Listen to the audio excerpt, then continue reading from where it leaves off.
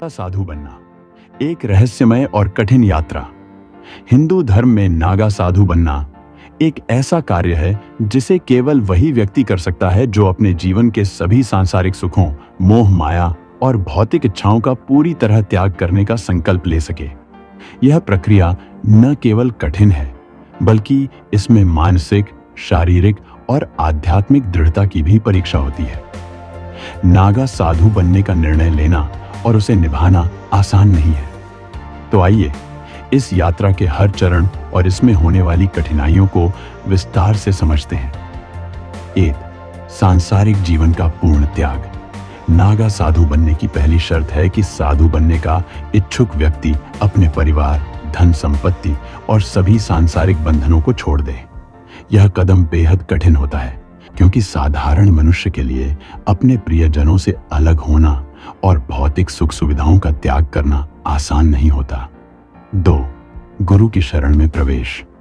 नागा साधु बनने के लिए व्यक्ति को एक गुरु की शरण में जाना पड़ता है, जो उसे धर्म, ध्यान और तपस्या के सही मार्ग पर चलने का प्रशिक्षण देते हैं। गुरु के मार्गदर्शन में व्यक्ति को अपनी पूरी जीवन शैली बदलनी पड़ती है। यह चरण बेहद कठोर होता है, क्योंकि साधक को अपने पुराने जीवन को पूरी तरह भूलना होता है। 3. कठिन तपस्या और साधना। नागा साधु बनने की प्रक्रिया में साधकों को गहन तपस्या और साधना करनी पड़ती है। इसमें कई वर्षों तक हिमालय या अन्य पवित्र स्थानों में कठोर मौसम और कठिन परिस्थितियों में ध्यान करना शामिल है। साधकों को अपनी इंद्रियों और मन को पूरी तरह से नियंत्रित करना होता है। 4. दिगंबर अवस्था और परीक्षण। नागा साधुओं का मुख्य प्रतीक उनका दिगंबर, निर्वस्त्र होना है। यह दिखाता है कि उन्होंने अपने शरीर और भौतिक वस्त्रों के साथ साथ अहंकार और आत्ममोह को भी त्याग दिया है।